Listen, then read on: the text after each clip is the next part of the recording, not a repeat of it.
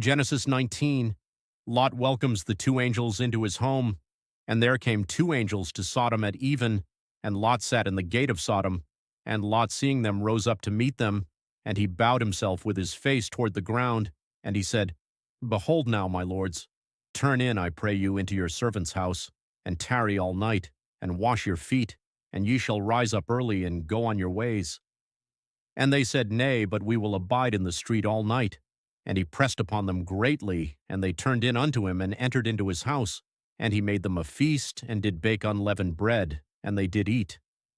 But before they lay down, the men of the city, even the men of Sodom, compassed the house round, both old and young, all the people from every quarter. And they called unto Lot, and said unto him, Where are the men which came into thee this night? Bring them out unto us, that we may know them. And Lot went out at the door unto them, and shut the door after him, and said, I pray you, brethren, do not so wickedly.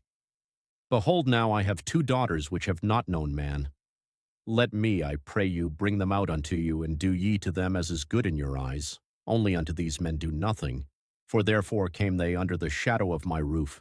And they said, Stand back.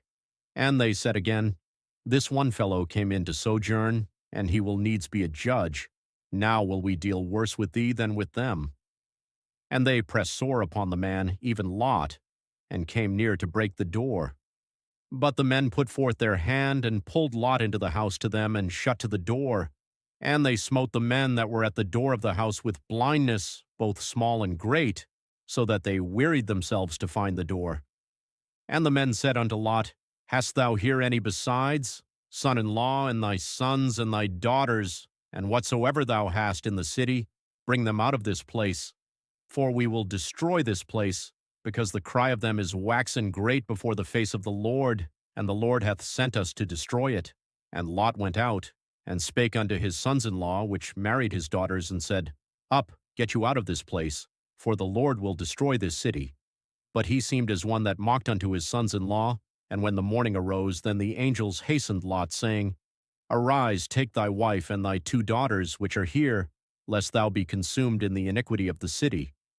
And while he lingered, the men laid hold upon his hand, and upon the hand of his wife, and upon the hand of his two daughters, the Lord being merciful unto him, and they brought him forth, and set him without the city.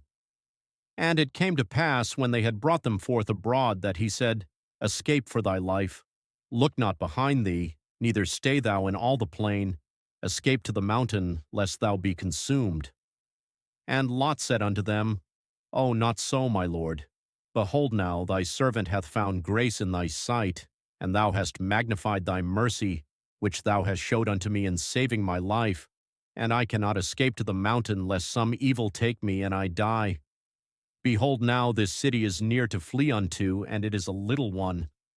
O, let me escape thither. Is it not a little one? And my soul shall live. And he said unto him, See, I have accepted thee concerning this thing also, that I will not overthrow this city, for the which thou hast spoken. Haste thee, escape thither, for I cannot do anything till thou be come thither. Therefore the name of the city was called Zoar. The sun was risen upon the earth when Lot entered into Zoar, the destruction of Sodom and Gomorrah. Then the Lord rained upon Sodom and upon Gomorrah brimstone and fire from the Lord out of heaven, and he overthrew those cities, and all the plain, and all the inhabitants of the cities, and that which grew upon the ground. But his wife looked back from behind him, and she became a pillar of salt.